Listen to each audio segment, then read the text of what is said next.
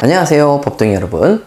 오늘은 여러분들과 함께 공부 방법에 대해서 살펴보도록 하겠습니다. 자, 오늘 여러분들하고 살펴볼 부분은 바로 복습편입니다. 성적을 올리기 위해서 자기 자신의 실력을 더욱 향상시키기 위해서 복습을 많이 하시고 계시죠. 그리고 합격수기든 공부를 잘하는 사람들을 보면 정말 수도 없이 많이 복습을 했어요. 그리고 나도 복습을 열심히 하고 있는데 왜 난 하나도 모르는 것 같고 왜 실력이 오르지 않는지 그 이유를 자기 자신의 머리로 탓하시는 분들이 많아요. 근데 의외로 합격생 중에서는 머리가 좋지 않은 사람들이 많습니다. 그 사람들은 끊임없이 복습을 했다고 얘기하는데 머리가 좋질 않아요. 근데 여러분들하고 무슨 차이가 있는데 걔네들은 성적이 올라가고 여러분들은 성적이 오르지 않을까요? 이 부분에 대해서 항상 의문을 가지고 생각을 했어야 되는데 많은 수험생들이 그냥 의문을 가지지 않습니다. 그냥 자기 자신의 문제다라고 치부해버리죠. 여러분들이 복습을 하시는지 안 하시는지는 가장 중요한 요소가 복습의 개념입니다. 복습을 어떻게 개념을 잡아야 복습인지를 모르고 있는 거죠. 그래서 제가 지금서부터 여러분들에게 복습의 의미를 다시금 알려드릴 테니 그 복습의 내용을 한번 확인해 보시죠. 자신이 과연 복습을 했는지 안 했는지. 자, 그러면 지금서부터 우리 복습의 내용을 알기 전에 우리가 일반적으로 어떻게 공부하는지 패턴부터 확인해 보도록 하겠습니다. 먼저 수업을 들으시죠. 여러분들이 수업을 들으셨고 그 다음에 그 수업의 내용에 모든 걸 다 공부하는 게 포인트가 아니라 핵심 부분을 추려서 공부해야 돼서 이 부분의 핵심을 추려내라. 전체 책을 다 보는 것은 절대 정답이 아니다. 공부 방법론에서 말씀을 드렸는데, 자, 그러면 여러분들이 어떻게 하냐면 수업을 듣고 그리고 나서 핵심적인 내용을 한번 읽어보고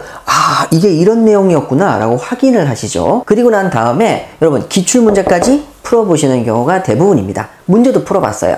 자, 그럼 여러분 어떤 느낌이 드세요? 우리는 야, 오늘 공부한 거 수업 들은 거 다 복습했다 이렇게 얘기하십니다. 그래서 우리는 일반적으로 어디 부분을 복습이라고 얘기하냐면 여기 요 부분 있죠. 여기서부터 여기까지를 우린 일반적으로 복습이라고 얘기합니다.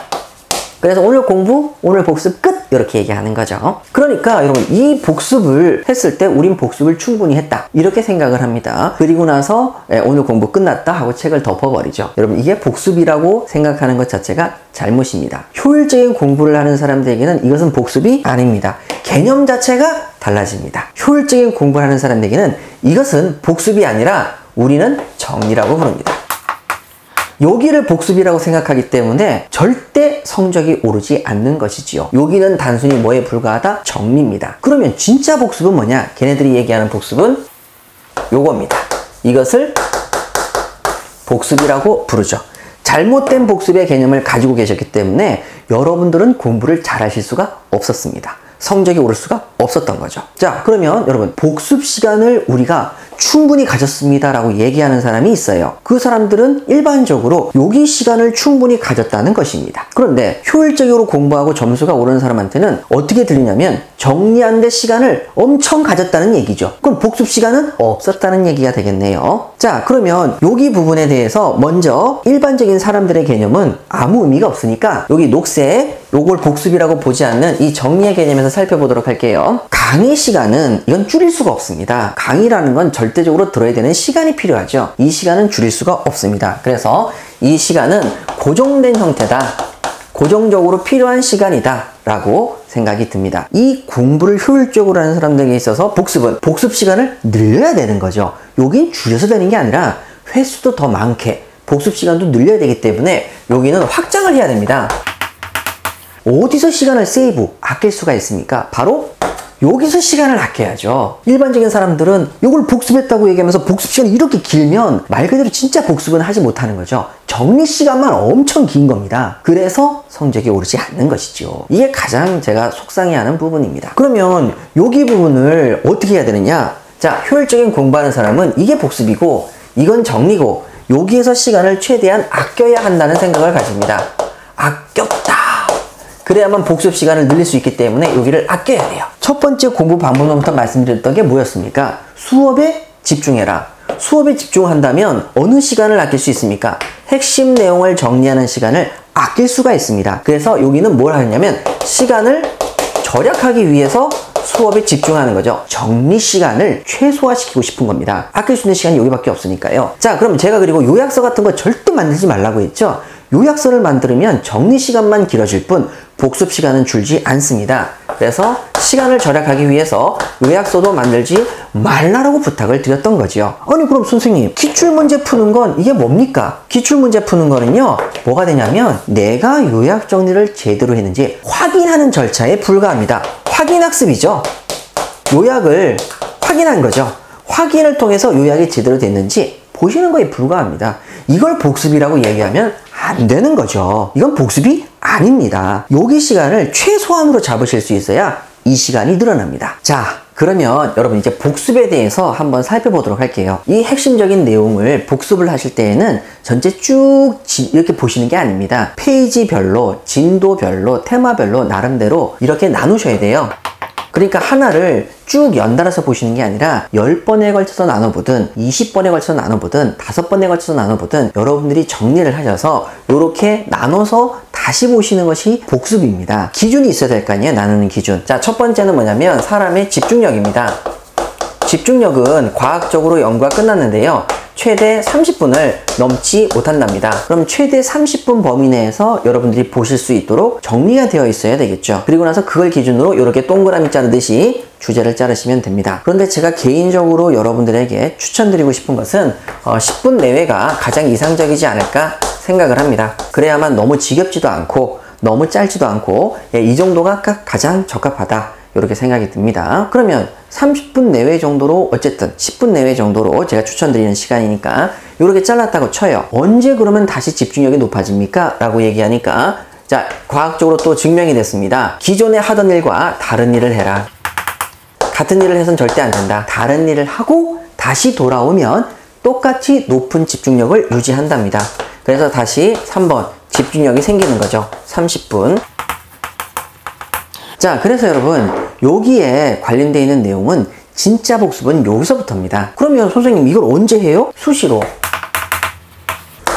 하시는 거예요. 복습은 시간을 정해놓고 하시는 게 아니라 일반적인 생활을 하다가 수시로 계속 하시는 거죠. 예를 들어서 회사에 출근하려고 합니다. 출근할 때 한번 꺼내서 10분 내로 봐주세요. 복습. 자, 그런데 회사까지 시간이 아직도 더 남았네. 자, 딴짓 좀 잠깐 하시다가 다시 또 끄집어내서 또 한 번을 보세요. 자, 복습을 2개를 하셨네요. 자, 그 다음에 회사에 가셔서, 자, 아침에 찌뿌둥한데 커피 한잔 할까? 커피 한잔 마시시면서 그때 보세요. 그러면 또 복습이 되시는 거죠. 점심 먹고 나서 화장실 한번 가실 때, 이럴 때마다 계속 꺼내서 보시는 게 복습입니다. 그러니까 직장 다니는 사람은 사실 복습에 최적화되어 있다고도 볼 수가 있죠. 집에서 가사 활동을 하시는 분들도 최적화되어 있다고 볼 수가 있습니다. 왜? 항상 무슨 일을 하기 때문에 다른 일을 중간중간에 계속 하시기 때문이죠. 그러니까 복습할 시간이 없다는 것은 잘못된 복습 개념을 가지고 계시기 때문에 책상에 앉아서 꼭 해야 된다고 생각하시기 때문에 복습 시간이 없다고 얘기하시는 겁니다. 그러면 책상에 앉아있는 진짜 전업수험생들은 어떻게 하느냐?